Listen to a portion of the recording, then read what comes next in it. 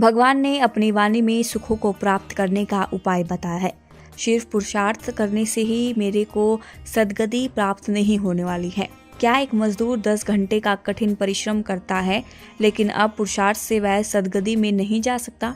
हम एक दूसरे से अपेक्षा रखकर पुरुषार्थ करते हैं, जब सब मिथ्या पराक्रम है, इसीलिए यह कल्याण का मार्ग नहीं है। ज्ञानी जन ने कहा है, अनादिकाल से हमारी आत्मा भटक रही है। मनुष्य योनि पाना ही बहुत मुश्किल है, तो क्यों ना इस मनुष्य योनि को सद्गति का लाभ ले। जब मनुष्य सुखों का भोग करते करते दुखों की तरफ बढ़ता है, तो वह धर्म की तरफ बढ़ता है। आज 2 साल के बच्चे को माँ दूध पिलाने के लिए मोबाइल चालू करके देती है और उसको देखने के बाद ही वह बच्चा दूध पीता है।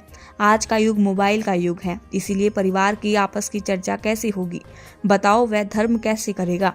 इसीलिए जब तक हम धर्म के शरण में चले जाएंगे तो हमारा जीवन सुखमय होता चला जाएगा।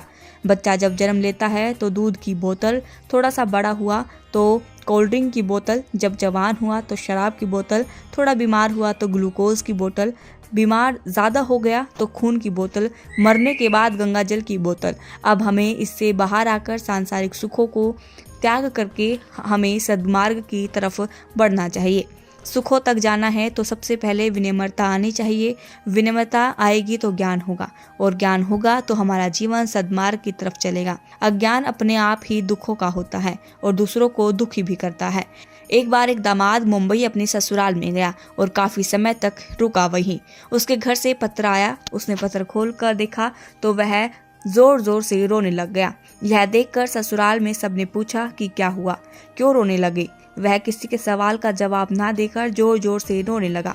ससुराल में हड़कंप मच गया। थोड़ी देर बाद दामाद ने बताया, मैं तो अपने बाप को रो रहा था, क्योंकि उसने मुझे पढ़ना नहीं सिखाया और ना ही मैं पढ़ सकता। यह अज्ञान है, जिससे मैं खुद भी दुखी हो रहा हूँ और दूसरों को भी दुखी कर रहा हूँ। इसलिए भगवान में ही श्रद्धा ही कल्याण करने का मार्ग है। जब धर्म में श्रद्धा होती है तो उसको सारा संसार कचरा लगता है। इसीलिए कहा है, श्रद्धा में ही भगवान है।